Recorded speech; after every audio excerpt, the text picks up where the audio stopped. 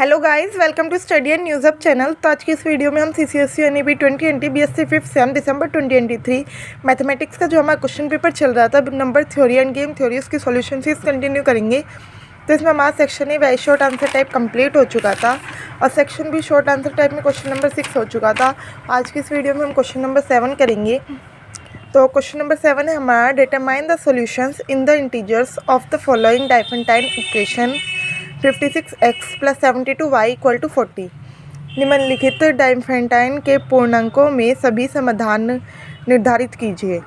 5x + 72y = 40। यानी हमें कोई ये लीनियर डाइफेंटाइन इक्वेशन दी हुई है। लीनियर कैसे है? क्योंकि x और y दोनों की पावर 1 है। अगर स्क्वायर होता तो क्वाड्रेटिक हो जाती और क्यूब होता तो क्यूबिक हो जाती। ये हमारी लीनियर है क्योंकि इसमें 1 पावर है। तो ये लीनियर डाइफेंटाइन इक्वेशन हमें कोई भी दी है, उसके हमें सारे सॉल्यूशन निकालने हैं। सॉल्यूशन यानी एक्स और वाई की वैल्यू निकालनी है। और कैसी वैल्यू निकालनी है कि जहाँ पे एक्स और वाई इंटीजर हो, यानी हमें 1/2 ऐसे नहीं निकालने, फ्रैक्शन में नहीं होनी चाहिए, इंटीजर होनी चाहिए। इंटीजर 0, -1 + 1 अप टू -इन्फिनिटी जाता है और राइट में 0, 1, 2 अप टू इन्फिनिटी जाता है। तो देखते हैं हम सॉल्यूशन कैसे फाइंड आउट करेंगे। गिवन लीनियर डाइफेंटाइन इक्वेशन है, सबसे पहले लिख देंगे जो हमारी गिवन लीनियर डाइफेंटाइन इक्वेशन है 56x + 72y = 40। ये किस फॉर्म में हमारी ax + by = c। इसे इक्वेशन नंबर 1 मान लिया। अब कोई भी लीनियर डाइफेंटाइन इक्वेशन सॉल्व करने से पहले हमें देखना होगा कि वो सॉल्वेबल है भी या नहीं, क्या पता उसका कोई सोल्यूशन ही ना हो। तो वो चेक कर, यानी इंटीजर सॉल्यूशन चाहिए। तो हम इंटीजर सॉल्यूशन के लिए चेक कैसे करते हैं, सबसे पहले हम GCD निकालेंगे एक्स और वाई के कोफिशिएंट का, यानी ए और बी का। फिर अगर वो GCD जो आया वो सी को डिवाइड करता है तो वो हमारी सॉल्वेबल होगी। तो आगे सॉल्व करेंगे। तो पहले चेक करते हैं कि ये सॉल्वेबल है या नहीं। तो GCD ए क्या है हमारा 56 और बी है 72। GCD क्या है? ग्रेटेस्ट कॉमन डिवाइज़र, यानी ऐसी सबसे बड़ी डिजिट जिससे दोनों डिवाइड हो रहे हो। डिवाइड तो 2 से भी हो रहे हैं, 4 से भी हो रहे हैं, बट ग्रेटेस्ट देखनी है। तो कैसे देखेंगे? Now we will find out the GCD of AB, that is GCD of 56 72 using Euclidean algorithm method. ये हम यूक्लिडियन एल्गोरिथम मेथड यूज़ कर रहे हैं। डायरेक्ट मेथड भी होता है, बट हमारे कोर्स में मेनली यूक्लिडियन एल्गोरिथम मेथड है। तो कैसे निकालेंगे? जो 72 है इसको 56 से डिवाइड करेंगे तो क्या आएगा? 56 बन जाए 56 और रिमाइंडर क्या बचेगा? 16। एक मिनट रुको, मैंने क्या कहा, जो बड़ी है इन दोनों में उसको डिवाइड करेंगे दूसरी वाली से। तो देखो करके क्या आएगा हमारे पास। 72 है, इसे 56 से डिवाइड करना है तो क्या आएगा? 1 जा चलेगा, 56 1 जा 56 और इसमें से माइनस करेंगे तो आएगा 16। तो इसे कैसे लिख सकते हैं हम? 72 = 56 × 1 + 16। देखो यही करा है हमने यहाँ, यूक्लिडियन एल्गोरिथम मेथड को ऐसे यूज़ करा है। 72 = 56 × 1 + 16। अब ये हम जब तक करेंगे जब तक हमारा ये लास्ट में रिमाइंडर 0 नहीं आ जाता। अब कैसे करेंगे? जो ये दो टर्म है इनके लिए देखेंगे, 56 और 16। 56 को 16 से करेंगे डिवाइड,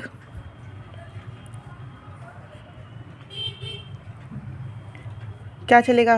16 3 जा 48 और इसमें से माइनस करा 8। तो इसे ही क्या लिखेंगे हम?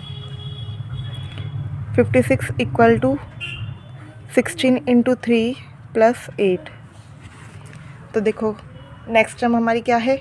56 = 16 × 3 + 8। और अब 16 और 8 का देखेंगे। तो 16 को 8 से डिवाइड करा तो क्या आएगा? 8 2 जा 16, रिमाइंडर क्या आ गया? 0। तो इसे क्या लिख सकते हैं? 16 = 8 × 2 + 0। तो ऐसे करके ये हमारी थर्ड टर्म आ गई। अब जो हमारा रिमाइंडर वाली टर्म आई उससे ऊपर वाले का रिमाइंडर देखते हैं हम, वो हमारा GCD होता है। लास्ट में 0 इस वाली टर्म में आया तो इससे ऊपर वाला रिमाइंडर क्या है? 8। तो इसका GCD क्या होगा हमारा? 8। कई बार वेरी शॉर्ट में क्वेश्चन नहीं आ जाता है, find out the GCD of this and this. तो इस मेथड को आप कंटिन्यू करते जाएंगे तो रिमाइंडर 0 जिस टर्म में आएगा उससे ऊपर वाली टर्म GCD होगी। सो GCD ऑफ 56 72 इक्वल टू 8, इसे क्या मान लिया हमने D।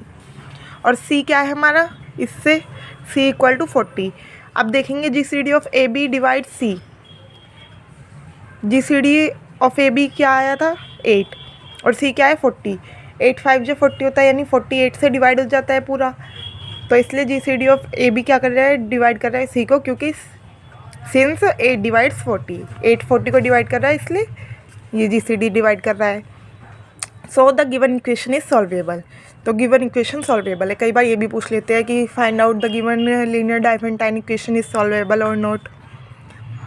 तो नोट आ गया तो वो तो आगे सॉल्व करने की जरूरत ही नहीं। आगे इसमें भी हमारा नोट आ जाता है तो हम यही लिख देते कि इसके कोई सोल्यूशन एग्जिस्ट ही नहीं करते इंटीजर में। और कई बार जब सॉल्वेबल नहीं आता उसमें ये जो 40 आया, अगर यहाँ पे 39 होता तो 8 39 को डिवाइड नहीं करता तो वो नॉट सॉल्वेबल आ जाता। तो इस तरह से आपके 2-3 क्वेश्चन रेडी हो गए।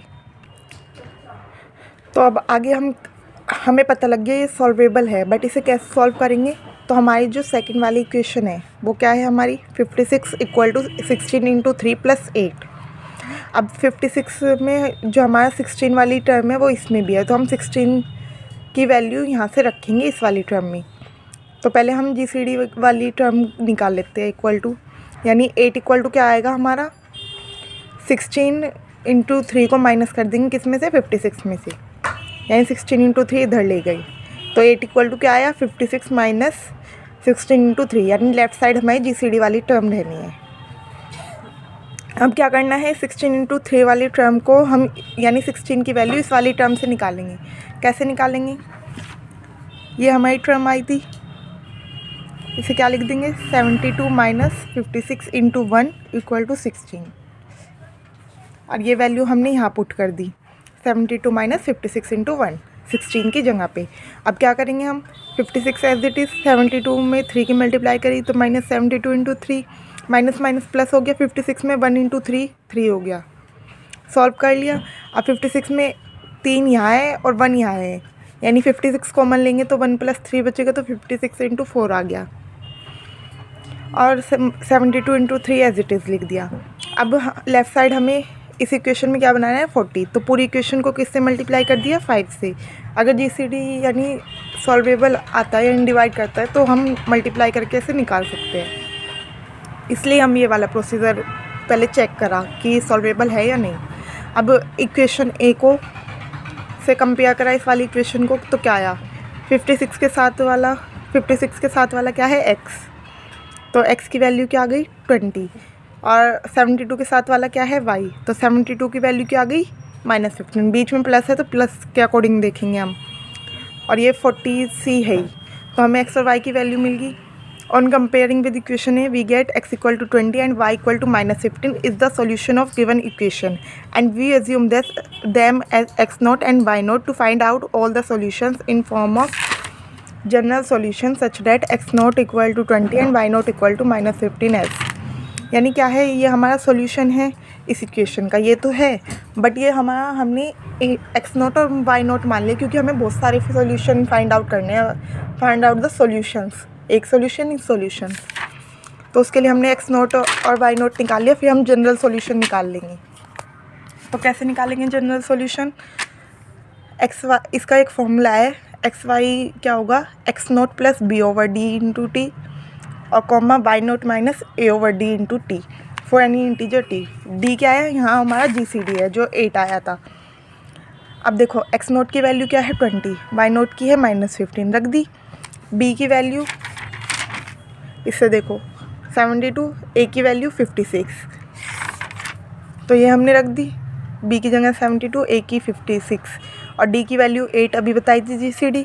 अब इसे सॉल्व करेंगे, 20 प्लस 72 को 8 से डिवाइड करा 9, 56 को 8 से करा -7, और माइनस साइन है ही, तो xy क्या आ गया हमारा, xy equal to 20 plus 90 comma -15 minus 70 is the general solution. ये जनरल सॉल्यूशन यहाँ पे हमारा कंप्लीट हो जाता है, बट अगर आपको वैसे भी लिखना है for different values of t the solutions are. अब t की अलग अलग वैल्यू रखेंगे, मान लो -1 रखी तो हमारी सॉल्यूशन आ गई 11 और -8, 0 रखी तो 20 और -15, 1 रखी तो 29 और -22, 2 रखा तो 38 और -29, ऐसे अप टू जाती रहेगी और उधर भी माइनस में जाती रहेगी वैल्यूज़। तो यहाँ पे हमारा क्वेश्चन कंप्लीट हुआ। मिलते हैं नेक्स्ट वीडियो में नेक्स्ट क्वेश्चन के साथ। Like share comment subscribe and don't forget to press the bell icon ताकि मेरी वीडियोस आप सभी के पास सबसे पहले पहुंचे। Bye bye guys, thank you so much.